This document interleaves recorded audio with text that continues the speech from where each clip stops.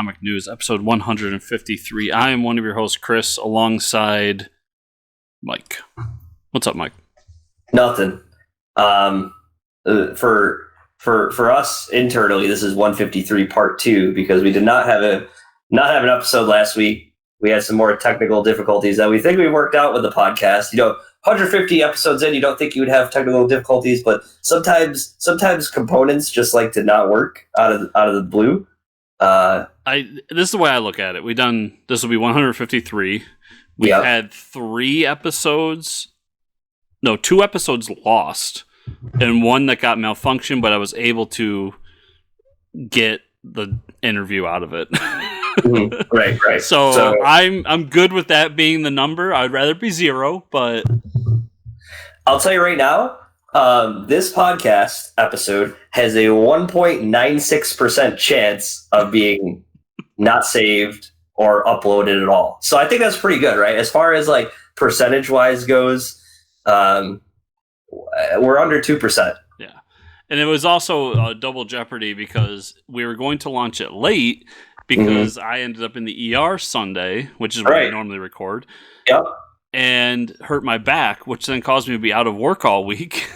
It feels so long ago now. Yeah. Especially it ended up being a muscle injury, not thank God, not a bone injury. Right. So the difference between my pain on Sunday and a week from then being today is night and day. It's a little stiff, but I can do everything. I can go to work. It's fine. So it does feel like a lifetime ago. It wasn't your beer muscle, is what you're saying? No, it was my stupidity of going off a ramp on a sled. Okay. I mean, how'd you hurt your back? Well, I got on a sled and I went off the giant ramp. I mean, there's that saying, play stupid games, win stupid prizes. We're going to leave it there, okay? We got a big show for everybody. We have an interview today with Chris Dreier, and he's got a book that's on Comixology and it's coming out in print.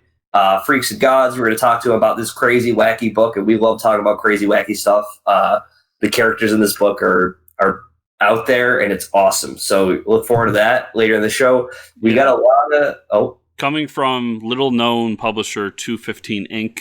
Yep. Or 215 Inc., however you want to say it. Run by someone local to me, but is a publisher that reaches everywhere. So really cool stuff. Yeah, so we're going to jump into that in a little bit. But we got some news. We got to catch up on a lot of stuff here. So we're just going to run right through it. We've talked about this a little bit. Netflix announces most of them announces the voice cast for the new Masters of the Universe show, Masters of the Universe Revelation. We know that Kevin Smith is the front runner of the show. We're super pumped about that. But now we're even more pumped because they announced the voice cast, and it's amazing. Right off the bat, Mark Hamill as Skeletor. Awesome. I'm already in. I'm going to watch it. You got Henry Rollins as Triclops. Love Henry Rollins. There better be some Black Flag music in this. Yep. Oh my God. It's so funny. Yeah, it's so funny. Henry Rollins Triclops. Okay, why not? Justin Long as Roboto. Perfect. I think Justin Long's got a good voice for that. Yeah. Jason Mewes as Stinkor. Awesome. I'm really excited for this. Because he's gonna be like that character nobody wants to be around, Stinkor, and he's gonna have that raspy voice. It's gonna be perfect. And I have a feeling he's gonna be one of those characters that shows up here and there, not all the time. Yeah. But... And then one of the other ones, Kevin Conroy as Merman. Amazing. I think it's amazing. Please, this is so good. The one true Batman is now Merman.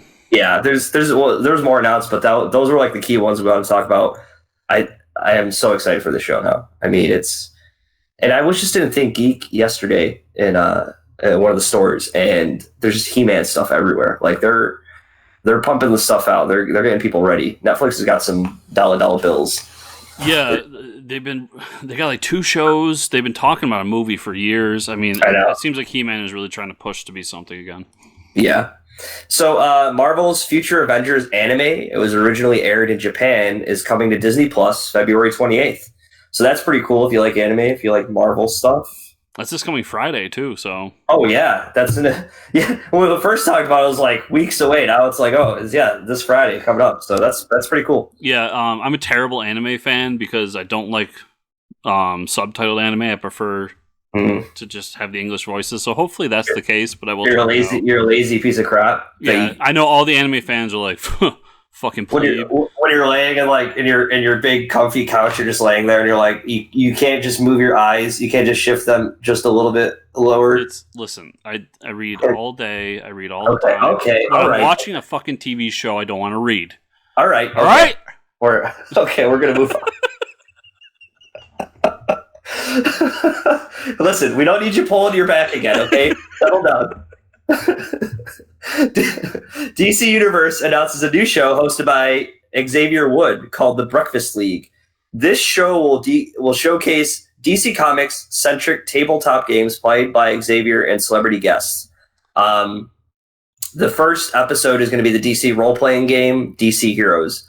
That's pretty cool. I mean, it's definitely like a made-for-YouTube type show, but I think that there's a lot of DC property board games out there. There's a lot of Marvel property board games. So getting people the knowledge and seeing it played live, that's pretty cool. Yeah, and it's most likely cheap to make. Yeah. So that'll be a good moneymaker for him. But in all honesty, it's just a cool idea because we get a lot of D&D stuff. We don't get a lot of role-playing games that aren't D&D, if that makes sense. Mm-hmm. So I'm excited for it. It sounds cool. Yeah, and the other thing, I actually canceled my DC subscription. They recharged me for the whole year, and I had to go through this whole ordeal because I'm not watching any of the shows on there anymore. I'm like, after they got rid of Swamp Thing, I'm actually kind of upset about it. Like, and when you go to leave, they like leave this whole write a comment, and I'm like, you guys took Swamp Thing away, and I don't. I'm not paying for no Swamp Thing, and then they're just like, we deleted your account. I'm like, thanks. So I have it because we have to have a way to access Batman animated series from my other podcast, Bat Friends. Yeah, but in all honesty, if I didn't have that, I would have deleted it already. And I've even thought I want to see what HBO Max has to offer because they keep saying that a lot of those shows are going to go to HBO Max, and HBO Max is more intriguing to me because I get HBO stuff. Right. It's all. I mean. It's craziness with we talk about it, but I made this prediction on that other show, but I'll say it here too. I think that DC Universe is not long for this world. I think that before the calendar year of 2022, it will no longer be a video streaming app. It'll be comics. I think at best it turns into a Marvel Unlimited like app where you just get DC Comics. I think at worst they just kill it. Yeah. Let's jump into movie news. This has been hitting the internet pretty early. I don't even know if when Batman Superman came out, or Batman v Superman, I don't know if we got any early leaked shots of Ben Affleck Batman. I don't Zack Snyder kind of got ahead of it and released because we got Sad Batman by the Batmobile, right? And then there was a few here and there, but nothing this clear. Yeah, and so now we're getting images from the set of the Batman. Give us a full look at the Batman suit, motorcycle, and possibly Catwoman. And I don't know if you noticed, but that guy in the suit is not Robert Pattinson. Most likely, because it's probably they're probably doing stunts. And it looks like Batfleck under the cow. Like he's got the dimple chin and everything. It's almost like they kept the stuntman for Ben Affleck and they're just using it. Probably. Yeah. And I mean, the suit looks pretty cool. We talked about this, but the cowl, the weird leather cowl and the ears, why can't we do the long ears? Are the long ears just not a thing anymore? We're doing the short ears. I think people just like the short ears. My thing, somebody, and I can't take credit for this, but somebody put a side by side of this suit and Batman Year Zero. And it seems like that's the idea they're going for. So I almost wonder if this is an early version of the suit. Oh, interesting. And maybe later on in the movie we get a better one because it's okay, but I'm not huge on it. I think the most interesting thing is he's riding next to Catwoman on a motorcycle. So if it's not Catwoman, it's some other woman in a leather suit with a motorcycle. So it's Are they going to be pals right from the bat? Oh, get it? I'm here for the puns, everybody. Bat and cat, best friends forever. Yeah. So I think that's like nobody's talking about that, but I'm like, why is he already in the initial movie? They're establishing that he's friends with Catwoman. Maybe. I mean, yeah. It wouldn't shock me if they just negate the whole Catwoman was a burglar thing and just like make her the ward. Yeah, right. Makes sense. No, Robin. Yeah. I don't know.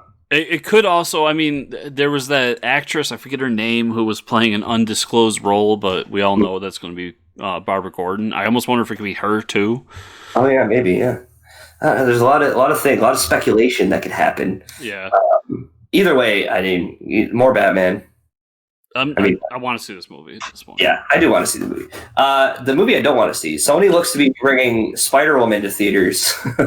Good job, Sony. Sony is eyeing Michelle MacLaren to direct and Alicia Vikander from the latest Tomb Raider movie to star. That's probably a good fit. I know I've heard those. I haven't watched them, but I heard the Tomb Raider movies weren't that bad. So, same here. I haven't watched them, but I've heard good things about them. I'm not too familiar with Spider-Woman, but yeah, I was just trying to look it up because I forgot to do it again. Mm-hmm. But I remember her origin being like related to Secret Wars, I believe. Oh, okay. And I'm wondering because I'm pretty sure she wasn't bitten by a radioactive spider, so I'm wondering how they're going to do that. How are they going? What? Yeah. So I'm curious. I'm sure that's what the origin will be for this movie, but still, I'd be curious enough to see it just on that. Yeah. I mean, yeah, interesting. We'll see what happens. If it's good, I'll watch it.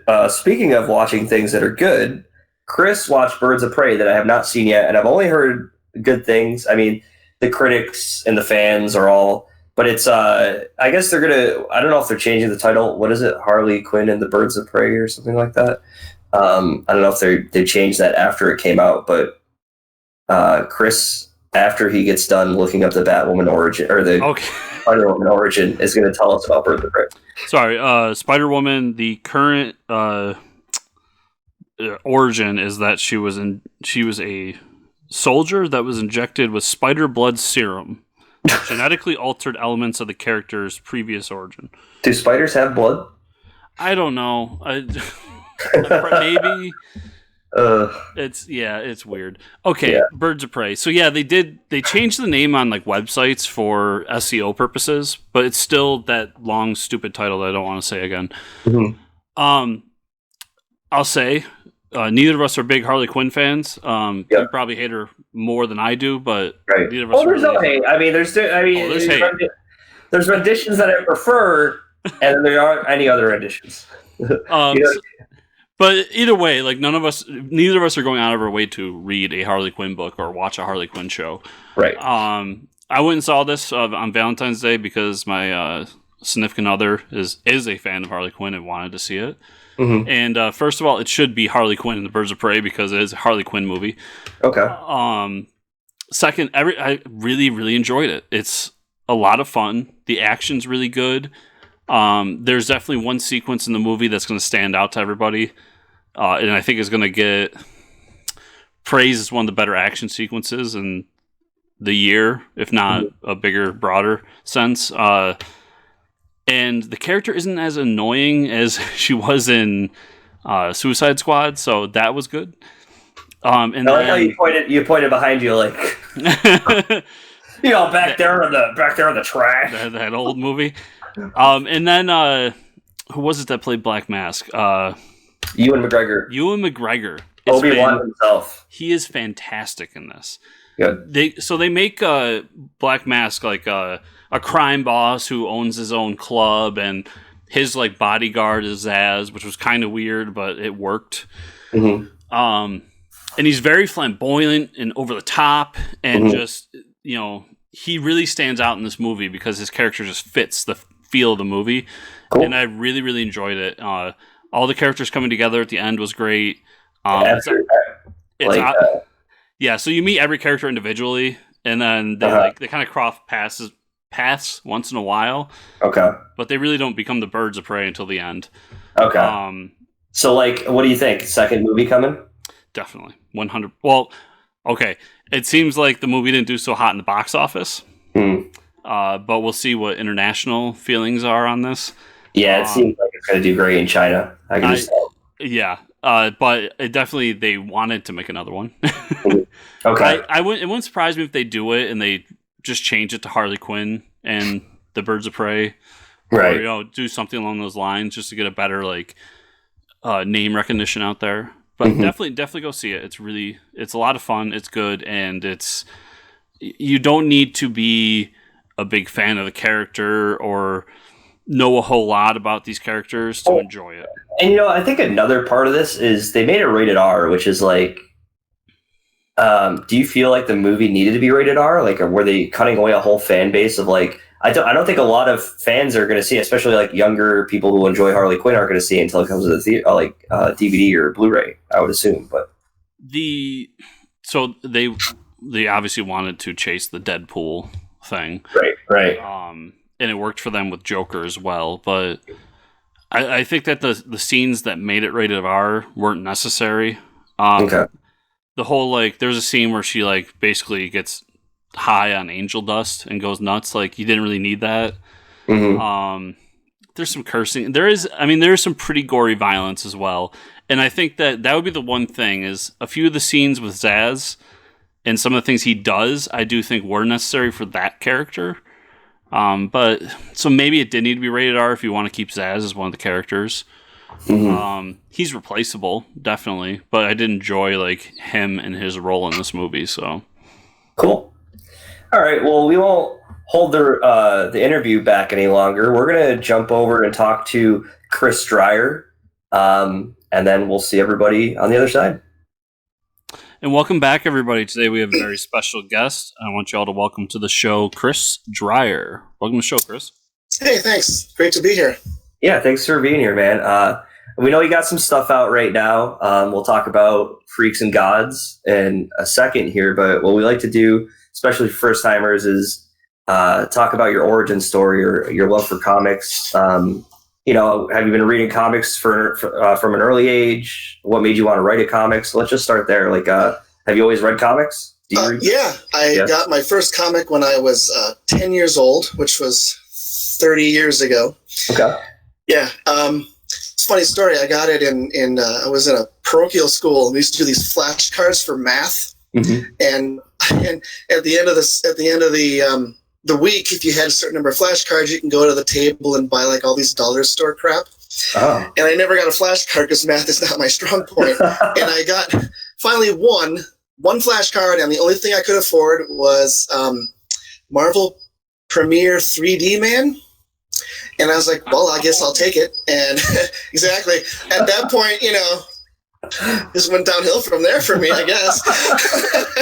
What a comment! It's so funny because Chris, I can tell Chris's reaction is like, oh my god. But we always talk about everybody knows their first comic. Some people are like, oh, I had a great Spider-Man issue. For me, it was Heroes for Hire on a magazine rack in an airport. I remember the day I got it when I was a kid, around the same age you were.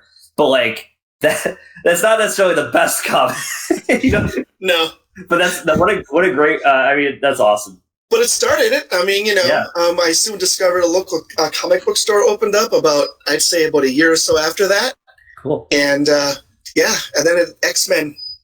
Yep. Bought my first. I think the first one I ever bought was X-Men 169, 170. Angels caught by the Morlocks, and these. Oh yeah. The hooks are through his wings in the sewers. Yep. Yeah. Now that's a comic. There you go. Thank you. Okay. Yeah. Knew I'd bring it back around. Yeah. No, that's awesome. 3D Man's about as obscure as you get in the Marvel line. Oh, I know. Yeah. I enjoy the obscure, though. Oh, yeah. Yep. Very, very much so. That's awesome. We used to have a segment of shitty villains, and we just talk about the characters that have come from all over the DC Marvel universe of how do these characters even exist? And nobody knows about them. You know what I mean? The Condiment King. Yeah, and that's just grazing the surface. You start digging down, we found we bring it up on the show all the time, but a cod piece from Doom Patrol. Armless Tiger Man. I don't know. We've talked about some crazy ones. Yeah. Armless Tiger Man. Yeah. I'm going to use that. Is that copywritten or is that public domain? I don't know. I don't know if DC wants it anymore. They might pay me then, right? Yeah, exactly. So there you go. I'm trying to get the rights to Codpiece. I'm trying. we've had a lot of writers out here, and some for DC who like, please incorporate Codpiece into something, please. That'd be fun. Yeah. Anyway, so you start off with like the X-Men, and so you're a Marvel fan, right? Oh yeah, I read Marvel all through the 80s. I did pick up DC. The thing that got me into DC was Crisis on Infinite Earths, because it was so epic and it was so theatrical. I mean, it was just, and that's what got me. And then I remember thinking, whoa, there's more than one Earth. What? Yeah, right. What the hell? Where did that come from? Yeah, right. I've always been a Marvel guy. So that's basically it. I've always just wanted to tell stories pretty much since I've combed through those books. I know you laugh. The 3D man, I mean, he fought this guy. He was all like cold and he froze a dock. And I was like, wow, people can freeze a dock? I was like, holy man. Yeah, that's awesome. That's awesome. Yeah. Yeah. No, I mean, for sure. I mean, what a cool way to get into it. Like, yeah, I mean, seeing those unreal events happen and like, wow, comics are such a great medium for that. So, so then you were like, okay, maybe I can start telling my own stories. Yeah, I started drawing my own comics probably when I was 11 or 12. Okay. And I was drawing them on loose leaf paper because I like the lines, try to keep the panels straight. That's stupid. But I did about 123 issues of 10 pages each plus cover. Wow. Stapled down the side. Wow. I didn't really get out a whole lot, but yeah. I had an impressive collection of comics I made. Little did you know you're already adhering to the ridiculous guidelines put on comic creators. Absolutely. Yeah. I didn't bother getting an outside hobby. What's the point? So what was your big like first published idea? Well, for myself, I actually started getting right into freelance work in the 90s. I worked with companies like Triumphant Comics. They're gone. Now Comics. They're gone. Yeah. I did work with Anarchic Press. These are just for hire. I didn't do anything of my own. The first thing I did where I thought, I'm tired of chasing down jobs, I'll just make my own, would be a book I did in the early 2000s. It was a graphic novel called Unit Primes. It was an extremely depressing character drama wrapped up in a sci-fi. And then I made a sequel. Yeah, I didn't get enough of the first time, right? Amazing, yeah. And then I decided to shift gears, and I went to an all-ages title called Danger Tours, which makes an appearance in issue 5 of Freaks and Gods. Actually, I don't think 215 Inc. I don't think Mike Perkins knows that yet, but yeah. And that was picked up by Marcosia. Okay. That lasted for about a couple of years. And then lightning struck one day and Freaks and Gods. Awesome. So, I mean, thanks for setting up the segue for us there. That was perfect. I'm making your job easy. Yeah, I know. I was like, wow, you could do the interview. Freaks and Gods, let's talk about it, because I haven't gotten to read it yet. I'm gonna take a look at it after the show, but what's the plot synopsis here? I mean, all the issues are available on Comixology right now, but now you're starting to release actual physical copies, correct? Right. Yeah. The first issue came out kind of late. We didn't like that, but it happened. But we're on schedule now. It was a printing thing because I actually have 7 issues finished. I mean, they're completed, and we're working on issue 8 now. Cool. But that came out January, something like that, and 2 is coming out in April. Okay. The idea was hopefully we're going to get them caught up so that when issue 5 is out, it'll also be out digitally roughly the same day. Okay. And we will be doing trades as well, collecting them in 4 issue trades. So what is Freaks and Gods? Okay. Yeah. Freaks and Gods. I mean, the genre on Comixology for me is fantasy, horror, science fiction. I'm like, this has everything. It does. It honestly does. If knowing the comic books I read as a kid, that's what, when I sit to write when I sit down to write an adventure superhero book, I'm not trying to write that style. That's just the style I come up with, and it's kind of considered old school, I guess. Mm-hmm. But the idea behind Freaks and Gods is that there's this doorway. I call it the dark tunnel, and it can go through the multiverse, and it travels in time. It travels everywhere, mm-hmm. and it takes these three characters who are trapped on they go into the tunnel and they come out somewhere else. They're not getting to where they want to go. They want to go home. Two of them want to, they got a bone to pick with some people from their past. Mm-hmm. One of them, which is actually two, that's Steve Steph. So if you ever look at when you look at the book, sometimes you'll see Steve and sometimes you'll see a woman, Steph. Mm-hmm. They're quantumly bonded and they switch back and forth without any notice. Oh. Yeah. Just back and forth, not like fast, not like right. flickering. Okay. It's like, one can last there for 2 minutes and one could then come back for an hour. Oh. And they're saying the exact same thing. It's not like they stop and interrupt themselves. They continue talking as one person. Yeah. Okay. That's interesting. And I really like public domain stuff. I like the odd, obscure things, the ones that people would look at and go, oh, come on, really? Yeah, right, yeah. They made that? Yeah. And I take it and I try to be as serious as I can with it within this kind of, old school superhero kind of. The first issue is horror. Has a guy named King of the Living Dead. He controls zombies. He dunks people into these vats. And awesome. They come up and they're zombied and they only will obey him. That's cool. That's awesome. And his sidekick is the disembodied floating left hand of Satan. The horrible hand. Yeah, I know. You like that? Yeah. I know. I read it and I was like, "Oh my god, that is so stupid! I have to use that." It's awesome. I'm hearing this and I'm like, I need to read this now. This is amazing. Yeah, awesome. And then the other character, Atom, is a Frankenstein mummy. Okay. He's Atom in ancient mythology and Egyptian mythology is the creator god of everything, and he was turned into this. Like I said, a Frankenstein mummy sort of thing, where his power has now been reduced to a demigod, and he's like always pissed off about that. He's like, if I was a god, I could have killed him, but I'm just a demigod. Yeah, I mean, he's always pissed off about that. Yep. And the third character is Bargeist. He's a knight of the Round Table, bitten by like a werewolf creature from English lore.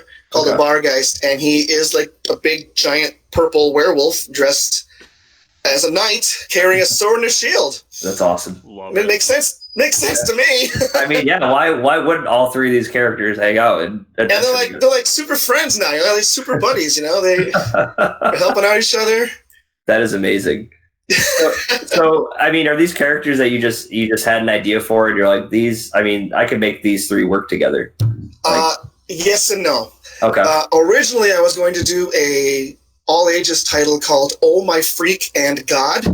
Okay. And it was going to be about a boy who has like a Frankenstein monster and an Egyptian god as his friends. Okay. And I couldn't find I couldn't make it work.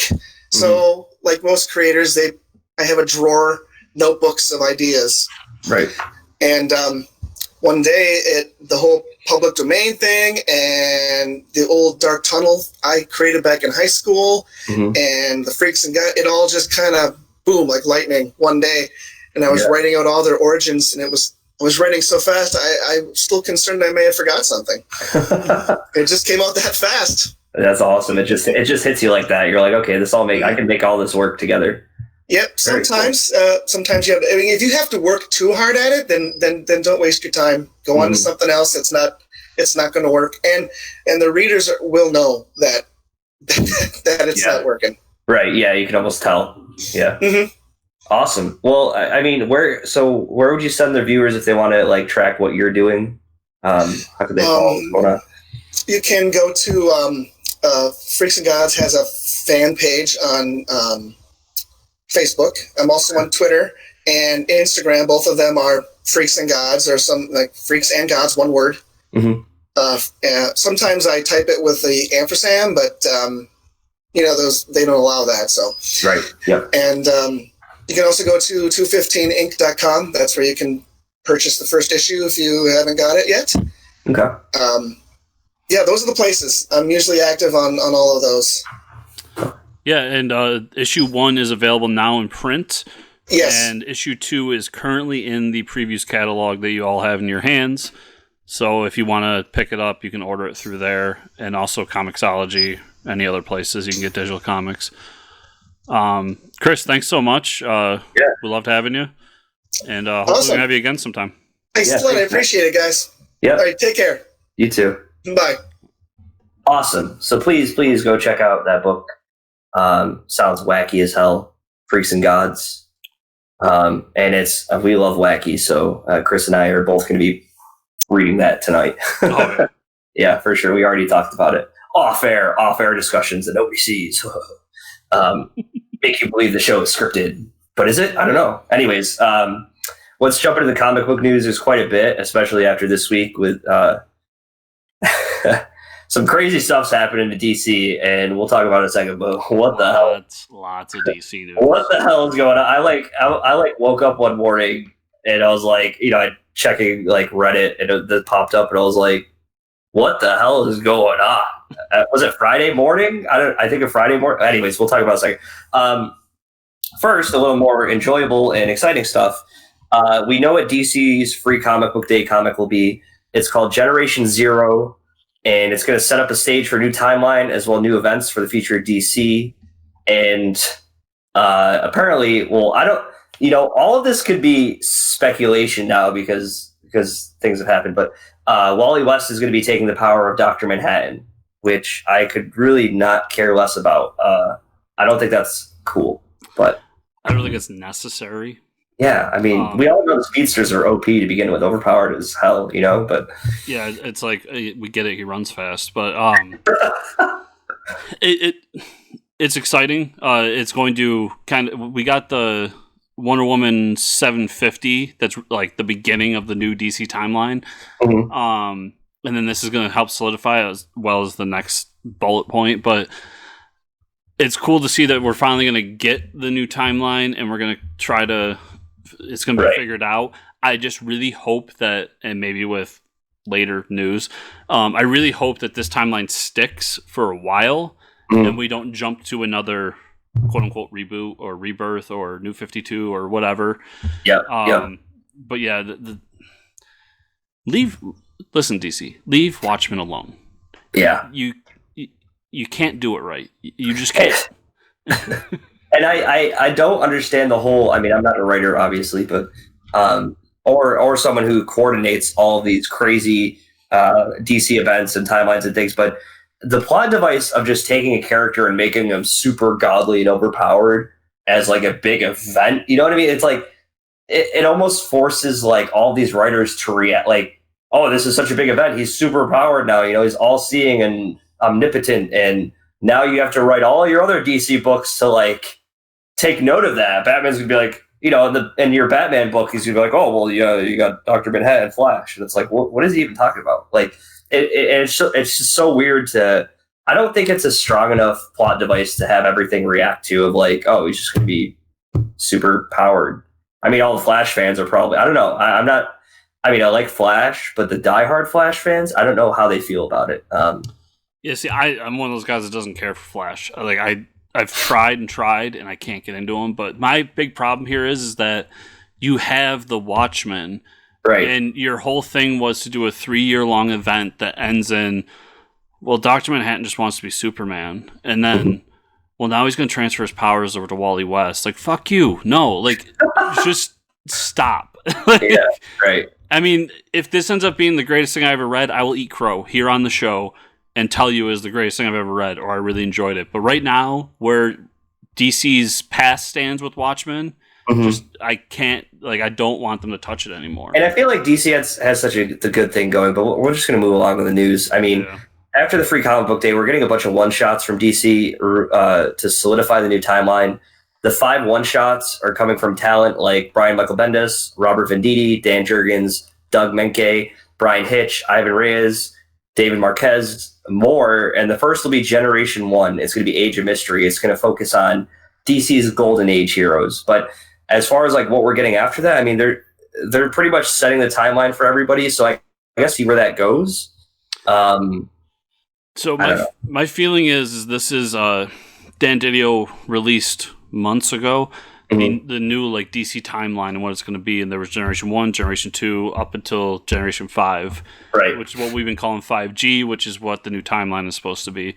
So I have a feeling this is going to be like, this is what, a quick synopsis of Generation 1, 2, and 3, and then obviously Bendis is going to do 5, and that's going to be all these big changes we've been hearing about. So I'll check them out, especially Generation 1, because you're doing the JSA. Right. I mean, how could you not read that? Yeah. But I guess some more stuff on all this. I mean, well, let's get to the fun news. I mean, the worst kept secret in DC publication is they finally announced Dark Knight's death metal from Scott Snyder, Greg Capullo, and Jonathan Glapion. Awesome. We've been waiting for this. We love the Dark Knight metal series. It's going to be the conclusion of everything Scott Snyder's been setting up since the original Dark Knight metal. So yeah, I'm down. I mean, I love what Snyder's been doing in DC, and this is kind of his conclusion because he's going to no longer be a full-time writer for him, but Greg Capullo's drawing it, so I'm checking it out. Yep. And I'm interested to see it because we got Wonder Woman with the Lasso of Truth chainsaw, and we got like Superman with like brass knuckles.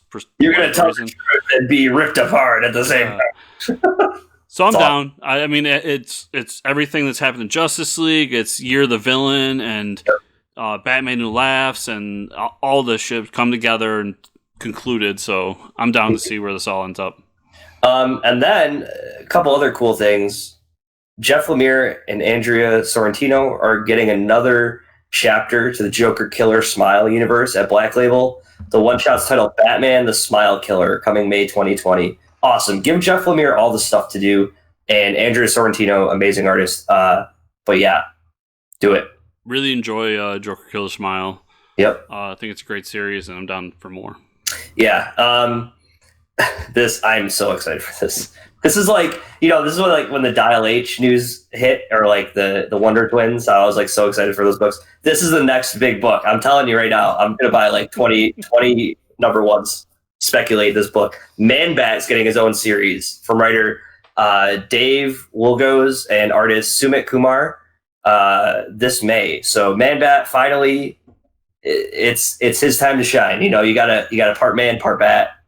And what's he gonna do? We're gonna find out. I can't wait because especially you've already talked about it on the animated series podcast, but man, that was one of my favorite renditions of Man-Bat was on the animated series. Yeah, and DC have the balls to give us Woman Bat. Yeah, Woman Bat. Oh, please bring Woman Bat.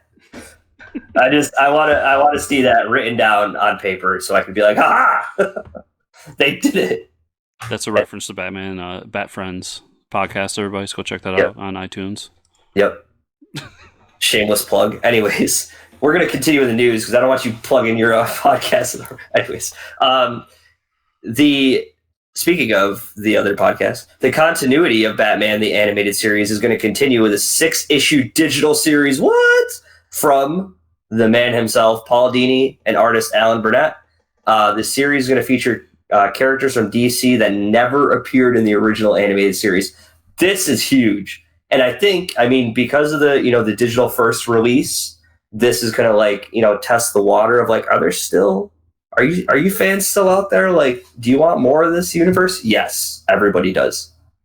Yeah, and anyone doesn't know, Alan Burnett did the Batman Adventures comic in the 90s. And so that was done in the style of Batman the Animated Series. Yep. And so he's the perfect artist. Paul Dini, if you don't know him, why are you listening to this podcast? Right. I'm super excited. I love Batman the Animated Series. And this also reminds me of, I think we talked about it in the summer. They announced a line of new toys that were Batman the Animated Series, but characters that have never and probably will never be in that show. And they're doing Thomas Wayne Batman in Batman animated series style, and the Batman Who Laughs, and a couple others. Like, right. So I love this sub franchise of Batman so much. I'm down for more. I'll probably buy it digitally and physical. I think the one thing they have never really approached in the animated series, you can correct me if I'm wrong, is multiverse, right?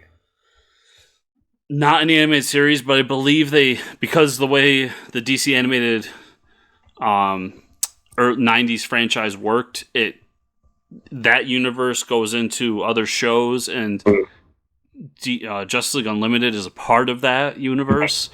I believe they do it in Justice League Unlimited, but I have not watched all of Justice League Unlimited and I will eventually for that other show. But so I think they've done it in there somewhere. Okay, but yeah, this news hit this week, and this is what we were talking about earlier. Dan Didio has announced that he's leaving DC as co-publisher, leaving Jim Lee as the sole publisher for now. And this news, came out of nowhere, to the point of all writers and artists on Twitter were just like, it was. I think it's just as big as Jim Lee leaving DC. You know what I mean? Like, you got this guy who's orchestrating everything, and you have all this. We just gave you a fountain of DC news of all these new books coming out and all these new timelines, and now he's leaving. So very strange. I don't know what to make of it, and I don't think either of us do. And he's been out in the public, like, talking about DC stuff recently.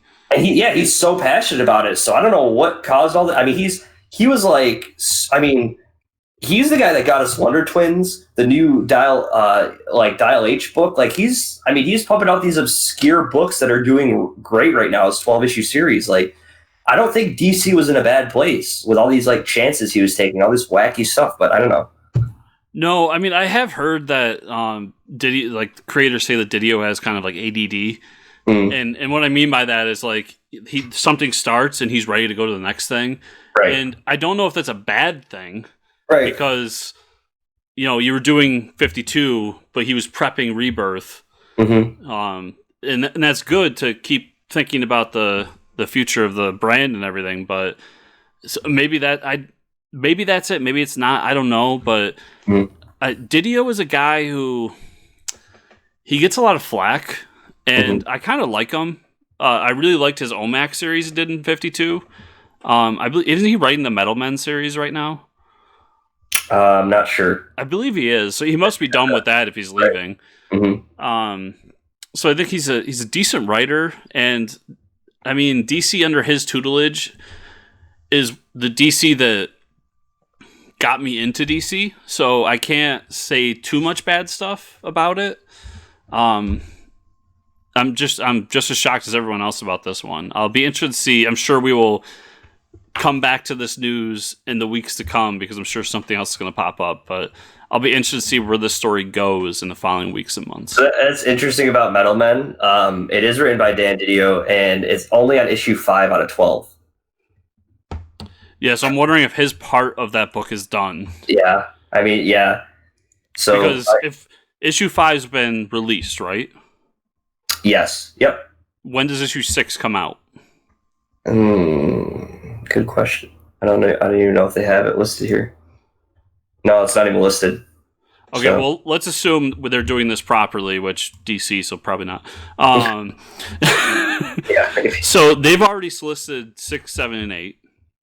Which means that 6th would be next month, 7th the following, 8th the following, which leaves 9, 10, 11, 12. You would assume that his scripts for those are done. Or if not close to. So that's why I say I wonder if his part in this book is done. Maybe, yeah. And he's just ready to move, get it released and then move on. Yeah, I guess we'll see what happens the next week or so. There's a lot to happen. I'll be curious to see what... I kind of want them to leave Jim Lee as sole publisher for a while. Jim Lee, I don't know, he's just all about his social media. He doesn't I don't know. It's just he seems so out of touch with everything to me now lately. I just want to see what he does because, well, for one, selfishly, he's a huge Frank Miller fan, so it'd be awesome if he just gave Frank Miller everything. No. That would make me happy because I love Frank Miller. All right, we're moving on. This is not going to end. Marvel news, please. He can't even handle drawing a cover of Wonder Woman. We're not getting into Frank Miller. Whoa. Frank Miller's covers are fantastic. Oh, God. His interiors have not been great recently. It looks like he uses pencil crayons. Maybe he does, but they're fantastic. Anyways, Marvel announces their plans for Free Comic Book Day because you didn't get enough X-Men lately. Their first will be an X-Men story that's set up the summer X-Men titles. It's going to showcase something new from Tom Taylor in the Dawn of X line. Tom Taylor, great writer. Second is to set up the Spider-Man/Venom event, bringing together Nick Spencer, Donny Cates, Ryan Stegman, and more. So a couple pretty awesome collabs going on there. I mean, X-Men's, doing some crazy things right now. So yeah, not as exciting as DC's, but seeing Marvel's what they're doing recently, like they're gearing up for Empire. This is obviously going to set up the two events for the summer, which are going to be something X-Men and this crossover with Spider-Man and Venom. So it's not as exciting, but at the same time, it's stuff I'm reading and interested in. So I am excited to get my hands on it. But yeah, cool stuff. Juggernaut will be getting his own limited series this April from creative team Fabian Nices and artist Ron Garney. I mean, Juggernaut's not he doesn't have a lot of depth to him. He just runs through walls. So I guess that'll be interesting. I don't know. It'll be interesting to see how they can do 22 pages times 10. So that's what? 110 pages of him running through walls. It'll be fun. It's just going to be him running through walls. If they did that, if every page is him running through a wall. Like, this is a wall in a supermarket. This is a wall in the mall. This is a wall, like, at a gas station. Like, but you got to end the book on a big wall. It's got to be like Avengers Mansion. Boom. No, he gets to the Great Wall of China, dude. What do you mean? The biggest wall. It's got to be something Marvel related. Like, he's got to through the Baxter building, through like, yeah. And then you're like, oh my god, what's going to happen now? And then it's just the wall of the next issue. Yeah, and then he breaks the fourth wall, the final. Yes, Marvel, if you had balls, you would do it. Give us the series, please. I don't know if anyone's been reading that, but if you do, let us know. I would. Yeah. Oh, not this one. Not this one. Our version. Our version. Shit out of that. If you're making a Juggernaut book, these are the chances you got to take, because there's a character out there called the Hulk, which is way cooler than the Juggernaut. I'm just gonna say that right now. Anyways, Kurt Busiek and Yildiray Cinar are bringing a new ongoing, said to be the most ambitious of Busiek's career. I love these titles. The series will take readers across the Marvel universe and showcase almost every Marvel superhero, as well as introduce two new characters. So they're making him like the Grant Morrison with the multiversity, I'm assuming, right? So we're gonna get to see all the characters where they're at.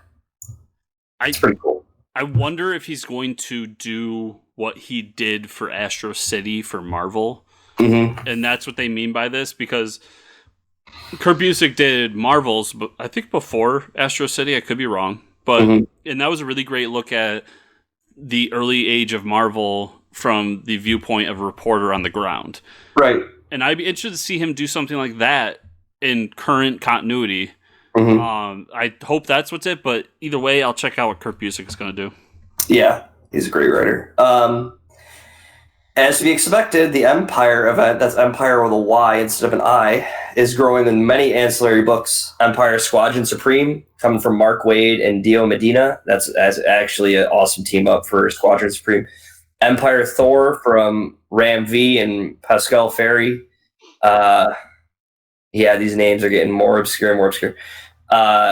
Captain America from Philip Kennedy Johnson and Empire Captain America. And Lords of Empire from Lords of Empire Emperor Hulkling, which sounds awesome. Okay, that title right there, Emperor Hulkling. Yes, from Chip Zdarsky, Anthony Oliveira, and Manuel Garcia. Sorry, I messed up Chip's name there, and I know Chip Zdarsky. I know that name, but Emperor Hulkling sounds awesome. Yeah. So this series is going to kill my wallet because I just did my order for previews for the first month of Empire, and I so far have Empire, Empire Zero Avengers, Empire Zero Fantastic Four, Lords of Empire, Empire Hulkling, Empire Handbook, and then a lot of the books you just named aren't in previews yet, are probably in next month's previews, and I would probably order all of those because I love Squadron Supreme, Mark Waid, but I love Squadron Supreme more. Yep. I obviously I'm a huge Captain America fan, and Yep. I want to see what was his name? Philip Kennedy Johnson? Yeah, I was doing the Captain America. He's also the writer for the new Marvel Zombies book. I really enjoyed the one shot of that, so I want to see what he has in store. And I don't know who Ram V is, but I like Thor, so let's do it. Cool.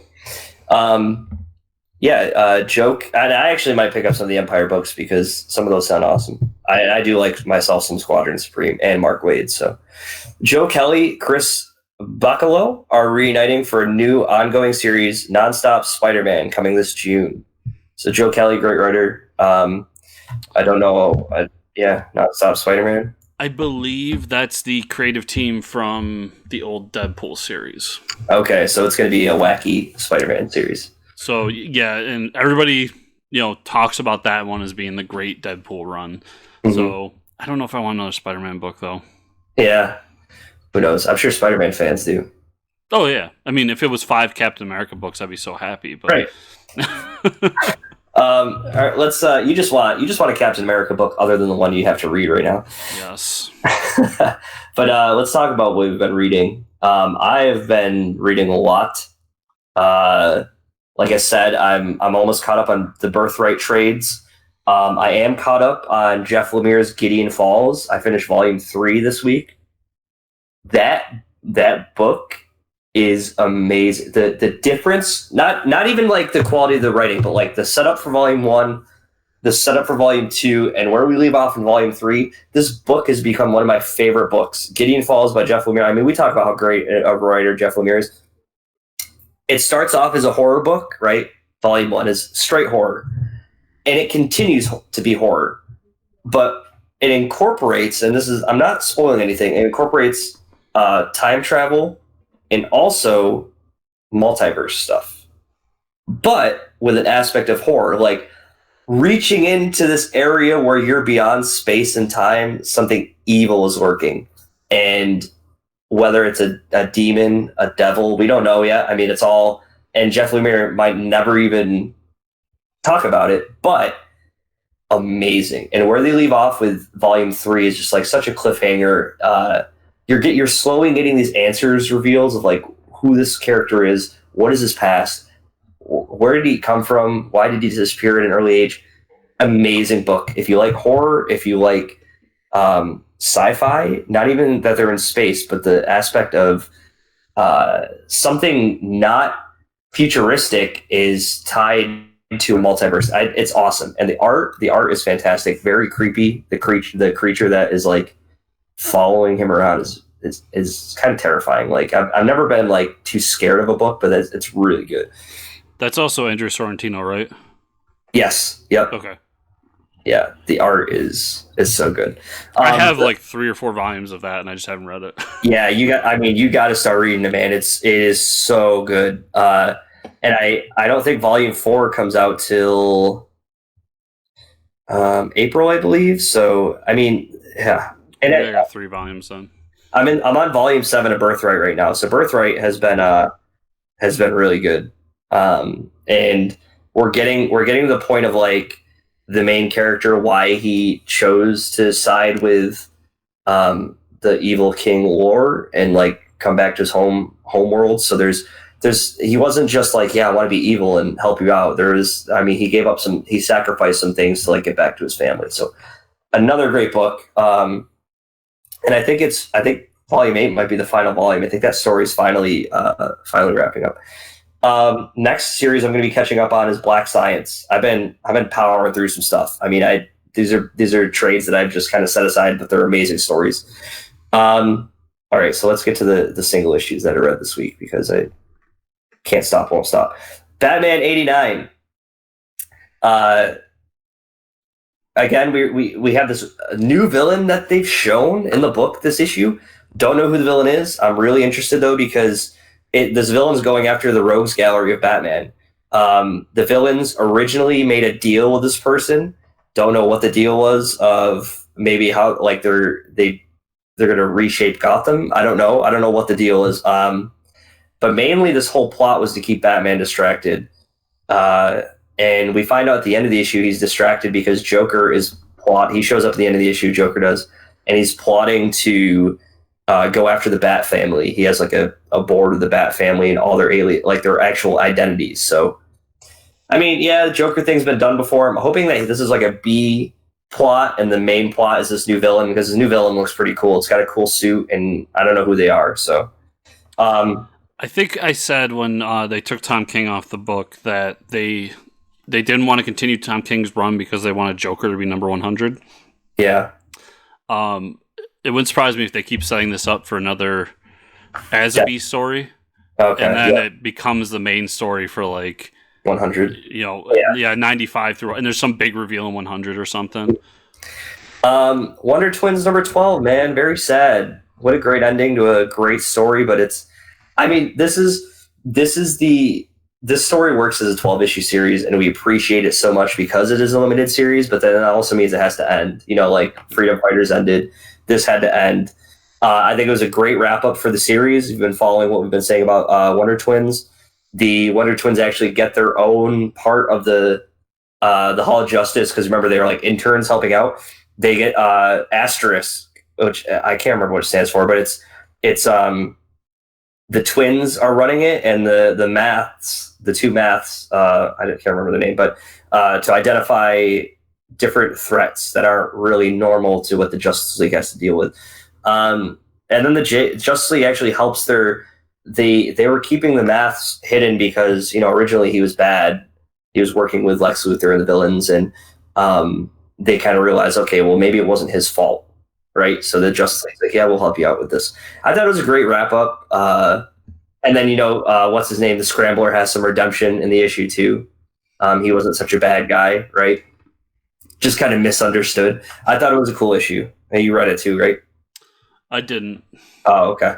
Wonder Woman Dead Earth number 2. Man, this book's crazy. Have you read that? I'm not reading that. This is a Black Label. This is a giant size book. No. Basically, where Wonder Woman left off, she was in a Coliseum. I mean, this is like post-apocalyptic Wonder Woman. She's a new leader of this group. She actually does the Amazonian loving thing and incorporates the old leader into the group and says, I mean, I'm going to let you lead with me, but you got to behave. And he does. They pretty much want to get their goal is to get to shore. They want to get to the ocean so she can take a boat back to Themyscira and maybe use that island to help them, because there's like monsters and all these mutated things on Earth. She gets to Themyscira, finds out it's been nuked, and her mother and all the other Amazons are like mutated now. Oh, it's crazy, man. Like, and so there's a fight with like her mutated mother. One of the humans that's with her like ends up helping her and kills the mom, and so like she doesn't trust humans anymore. But then so they're about to leave, and there's like this suit of armor that's like there to protect. It's one of her sisters that's mutated as well, is there to like kill them, and Cheetah shows up. And Cheetah's like riding a Pegasus. It was so epic. And like saves her. And then she leaves with Cheetah. She's like, I'm done with you humans because like I can't trust you now. Like you guys literally just killed my mom. Like they just want violence all the time. So she's like, all right, I'm out of here. So she's kind of conflicted on who she needs to help. Because at first she was told not to trust the humans we all know that the Amazons don't. So Plunge number 1 is part of the Hill House comics by Joe Hill. This one is actually written by Joe Hill. So he's got a couple books now. This is a pretty interesting book. I didn't know what it was going into it. It's titled Plunge because it obviously deals with the ocean. Now I know. They're setting up a lot of stuff. The issue starts off with a lot of giant squids washing up on shore. There's a vessel, a boat that was lost in the 80s that was carrying new species that they found, ocean species, whatever they are. I think it's going to be some type of alien thing. The crew disappeared, but now started giving off a signal. It started like a beacon thing. So they get a team together, they get ragtag teams, and like the hot scientist, the grumpy old captain, the young nerd that knows everything about this, and like, so they get to where the distress signal's coming from, and so they pretty much set up. They park the boat on an island and they camp on the island for the night before they go do the dive and see the shipwreck. and the doctor finds a like dead convict when she goes to use the bathroom in the woods, and it has like a parasite in its neck, and it's saying like starts talking to her, and that's how the issue ends. So it's I think there's going to be some really weird bodily horror stuff, and it's almost like they're going to have to go underwater. I think like horror underwater is also, it adds another layer because like it's not just as easy as outrunning something, right? I mean, you're surrounded by water and all that danger. So I think I'm getting vibes of The Thing from what you're saying. Would that be correct? It's kind of like The Thing. I mean, it's pretty much the start to Thing. Like there's a research, and I don't really know more than that. It's really creepy so far, and I mean Joe Hill's a great writer, so pick up the book if you like horror, right? So, Justice League 41, Eradicator beats the Justice League because that's what he does. He eradicates. Madame Xanadu shows up after Batman convinces her by talking about some bullshit with like the Knights of the Round Table. I didn't really get that, but pretty much Xanadu jumps in, saves everybody, teleports them out, and teleports everyone but Wonder Woman. So the Eradicator has Wonder Woman in his grips, and he tells the Earth, you have 1 hour and then I eradicate you all. I don't know why the Eradicator has to set a time limit, but plot devices, So 1 hour, you'll all be eradicated. So that's where the issue leaves off. I mean, it's the Justice League being the Justice League. So I don't know if we were ready for an Earth level threat again, but that's the reason Justice League's there. And then the last book I had was Legion of Superheroes number 4, I believe, which is pretty much we get Superboy finally sees the tape, or he goes into like a mind chamber that takes him through like the initial inductees of like the original Legion of Superheroes. He finds out like why they were started, the president of the United States or the United Galactic Nations or whatever, why she starts it. And then he gets taken out of the like orientation early because they find out that the trident has gone missing, that they had Aquaman's trident. And now the president is like holding the Legion accountable. So like all these like guards show up and say, you guys aren't allowed to go anywhere. And that's kind of where it leaves off. So the book's been good. I mean, I like all the characters. I like seeing some of the origins and how they're tied to like, why are they working with the Legion? So pretty cool. And that's all I had this week. A lot of books, a lot of stuff going on. So as far as the new books, I didn't pick up any this week, losing a week of work. People out there may or may not know, but Mike and I actually buy our own books. Yep. So I had to deal with the adult stuff first. But I did read more of The Boys. Yep. Really enjoying that. I don't think that's a secret. That's a good series. What? No way. Just really good. And I can't believe that one stayed away from me for so long. Mm-hmm. And then guilty pleasure, but I've been reading more of the old Dragon Ball mangas. Oh, nice. Trying to read all of those before I jump into Super, even though I have a stack of Dragon Ball Super sitting in this room somewhere. And I like those. That's just a guilty pleasure of Dragon Ball Z, Dragon Ball. That's my childhood. I know you're a huge fan too. Oh yeah, I love it. I love Dragon Ball Super. So. And I love like every once in a while there's a difference that they didn't want to do in the show, or maybe it was like too much for American television, especially back then.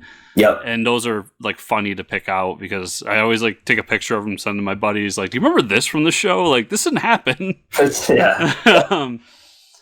So yeah, that's pretty much all I've been reading, and hopefully next week I'll be able to pick up a few books. But yeah, scarce the next few weeks while I catch up. But yeah, that's all good. Yeah. So speaking of which, where can people find you on the internet, Mike? Fortress Ricker on Twitter. Where can they find you and or the show? Also, check out Fortress Ricker because I'm going to be posting an awesome picture of a brand new Japanese style Godzilla poster that I found yesterday, and it's awesome. And I'm so excited to hang it in my apartment. So go to the Twitter and check it out. Anyways. Awesome. Yeah. You can find the show at fortresscomicnews.com or at FCN_official on Twitter. You can find me at Fortress Chris on Twitter. Remember, everybody, if you're listening to us, give us a 5-star review, leave a comment. If you're watching us, so like the video, subscribe to the channel, share with your friends. And before I get too far into it, Mike, this weekend is the weekend you are leaving? Yep, I leave for Japan, and I'm gone for the next 2 weekends. Okay, so for the next 2 weekends, everybody, I will either have another co-host or I'll be doing a solo show. But both weekends we have interviews, so make sure to keep subscribed and check those out. Both of them are pretty cool, so I'm looking forward to them. But I have a 15-hour flight, so you can bet your ass I'm going to be reading a lot of comics. Yeah, so Mike's not going to shut up when he gets back in 3 weeks. Oh, yeah. I don't know what to begin with, so here we go. So, yeah, there will be shows for the next 2 weeks, everybody. Just without Mike. I know. But we got to do what we got to do. So, thanks for listening, and I will see you all next week.